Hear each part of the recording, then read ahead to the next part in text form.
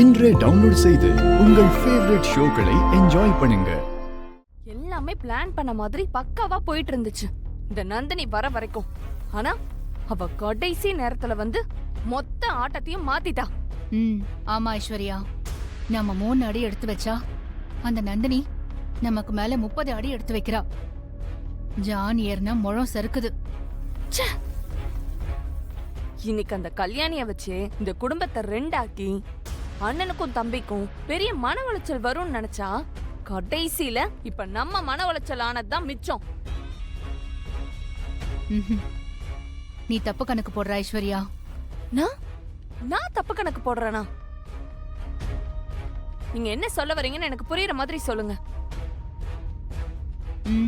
குலதெய்வம் கோயில்ல முதல் மரியாதையும் பரிவட்டமும் அந்த சுந்தரத்துக்கும் கரிகாலனுக்கும் கட்டணும்னு பூசாரி சொன்னப்ப இந்த சுந்தரனும் கரிகாலனும் சேர்ந்து தானே அத குணசேகரனுக்கும் அருளுக்கும் விட்டு கொடுத்தாங்க. சரி, ஆனா இப்ப அதுக்கும் இதுக்கும் என்ன சம்பந்தம்? அவங்க 2 பேரும் இவ்வளவு ஒத்துமையா இருக்கிற வரைக்கும் நம்ம யாராலையும் அவங்கள எதுவுமே பண்ண முடியாது. அப்புறம் எதுக்கு அந்த கல்யாணிய வச்சு கஷ்டப்பட்டு இவ்வளவு பெரிய பிளான போடணும்? அன்னைக்கு நான் சொன்னது நீ மறந்துட்டியா?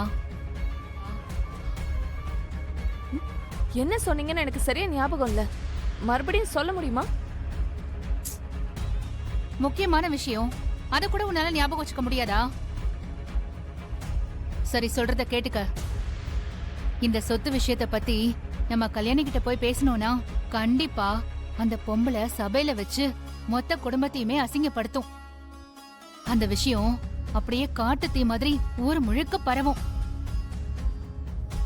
ஒருவேளை பிளான் பண்ணது நடக்காம போயிட்டா, கடைசி நேரத்துல அது சொதப்பிட்டா, அடுத்ததா நம்ம கிட்ட ஆப்ஷன் பி இருக்குன்னு சொன்னேன்ல. அது என்ன ஆப்ஷன் பி? நீங்க தான் டீடைலா எதுவுமே சொல்லவே இல்லையே.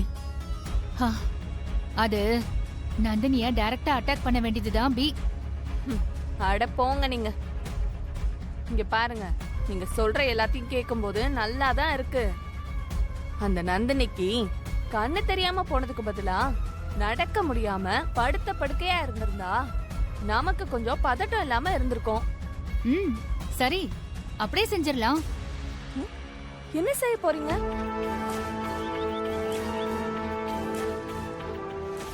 குடுத்தாயி, இந்தா பத்திரமா வச்சுக்க தாயி. நான் வேண்டாம் வேண்டான்னு ஒதுங்கி போனப்ப மலத்தேன் வாங்கிக்கன்னு ஒருத்தன் வலிய வந்து கேட்டான். அவனோட டார்ச்சரை தாங்க முடியாம கோவத்துல நான் கூட திட்டினேன். ஆனா கடைசியா அன்னைக்கு அவன்கிட்ட இருந்து வாங்கின இந்த பவர்ஃபுல்லான பசதான் இப்ப நமக்கு பக்க பலமா இருக்க போகுது. நீங்க சொல்றதெல்லாம் கேக்கும்போது ஓப்பனிங்லாம் நல்லா தான் இருக்கு. ஆனா அதே மாதிரி அந்த ஃபினிஷிங்கும் அமைஞ்சிருச்சுன்னா ரொம்ப ரொம்ப நல்லா இருக்கும். கண்டிப்பா இன்னைக்கு ஒரு தரமான சம்பவம் அந்த நந்தினிக்கு தயாரா இருக்கு. சரி, இத வச்சு நீங்க என்ன பண்ண போறீங்க? நந்தினிய எப்படியாச்சும் ரூம்குள்ள இருந்து வெளியே வர வச்சு அவ நடந்து வர பாதையில இந்த பசிய கீழே ஊத்தி விட்டுட்டோனா, அவ காலு மட்டும் இந்த பச மேல ஒட்டிக்குச்சுனா அவ கால் எடுக்க முடியாம தவிப்பா. மீறி அவ காலை வெளியே எடுத்தா அவளோட தோலே கிழிச்சுக்கிட்டு வந்துரும். அதுக்கப்புறம் அவளால நடக்கவே முடியாது, படுத்த படுக்கையா தான் கிடப்பா. எப்படி என்னோட ஐடியா? சூப்பர் ஐடியாங்க. வர வர நீங்க வேற லெவல்ல யோசிக்கிறீங்க. ஆமா, இந்த வித்தையெல்லாம் நீங்க எங்க யார்கிட்ட கத்துக்கிறீங்க? என்னோட லைஃப்ல உங்கள மாதிரி ஒருத்தரை நான் இப்ப வரைக்கும் பார்த்ததே இல்லைங்க. வலிக்குதே, ஐயோ ஐயோ வலிக்குதே. என்னாச்சு? ஐயோ,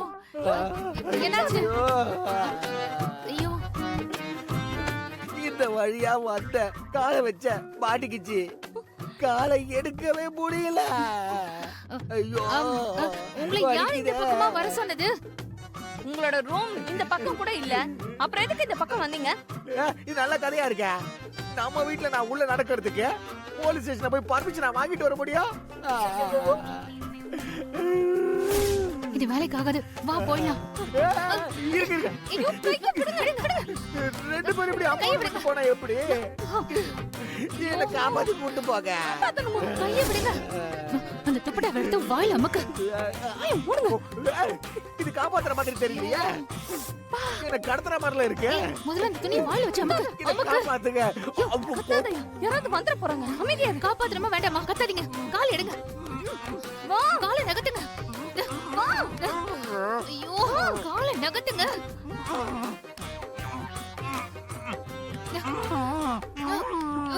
நகத்துங்க. கால் எடு. வா. காலை தள்ளுங்க.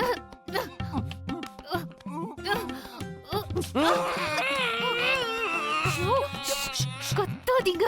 வாயை மூடுங்க முதல்ல. ஐஸ்வர்யா, அந்த காலை தூக்க. காலை தூக்க, காலை தூக்க. இரு, இரு. இன்னும் ஒரு கால்.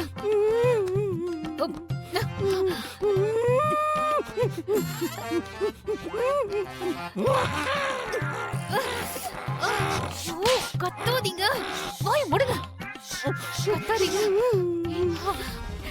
அப்படிலாம் எனக்கு ஒண்ணும் ஆகாது கரிகாலா. ஏன்னு தெரியுமா? ஏன்? ஏன்னா என் பக்கத்துல நீ இருக்கல. நீ என் கூட இருக்கும்போது எனக்கு எதுவும் ஆகாதுன்னு எனக்கு நல்லா தெரியும். போக வேண்டிய என்னோட உசுர மறுபடியும் மீட்டு கொண்டு வந்த ஆண் தேவத கரிகாலா நீ. அதனால எனக்கு ஒண்ணும் ஆகாது. ம்.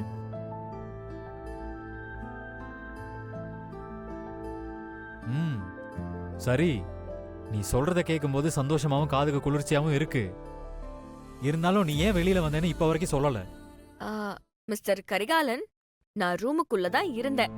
திடீர்னு பாட்டி கூப்பிடுற மாதிரி சத்தம் கேட்டுச்சா, அதனாலதான் நான் ரூமை விட்டே வெளியே வந்தேன். இல்லைன்னா நான் வந்திருக்கவே மாட்டேன். இங்க பாரு நந்தினி, இனிமே யார் கூப்பிட்டாலும் நீ அப்படியெல்லாம் வெளியில வரணும்னு எந்த அவசியமும் கிடையாது. ம், இனிமே எதுவா இருந்தாலும் என்ன கூப்பிடு, நான் வரேன். போதுமா? சரிங்க சார். இனி நான் அப்படியே கேக்குறேன். ம் அந்த பயம் இருந்தா சரி. ஆ, நான் சொல்ல வந்ததே மறந்துட்டேன். இன்னும் கொஞ்ச நேரத்தில் டாக்டர் உன்னை செக் பண்ண வீட்டுக்கே வராங்க. உனக்கு கண் எப்ப தெரியும்னு இன்னைக்கு கண்டிப்பா சொல்லிடுவாங்க. அது தெரிஞ்சா மட்டும்தான் என்னால நிம்மதியா இருக்க முடியும். கரிகாலா, ஒருவேளை காலம் முழுக்க எனக்கு கண்ணு தெரியாமலே போயிடுச்சுன்னா அப்ப நீ என்ன பண்ணுவ?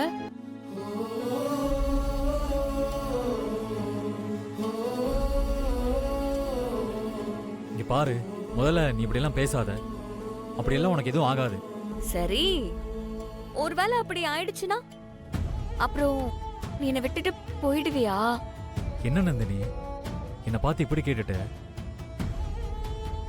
காலம் முழுக்க நீ இப்படியே இருந்தாலும் உன்னை கண்ணோட கண்ணா வச்சு பார்த்துப்பேன். என்னோட குழந்தை மாதிரி உன்னை சந்தோஷமா பார்த்துப்பேன். உனக்காக நான் என்ன வேணாலும் செய்ய காத்திருக்கேன் நந்தினி.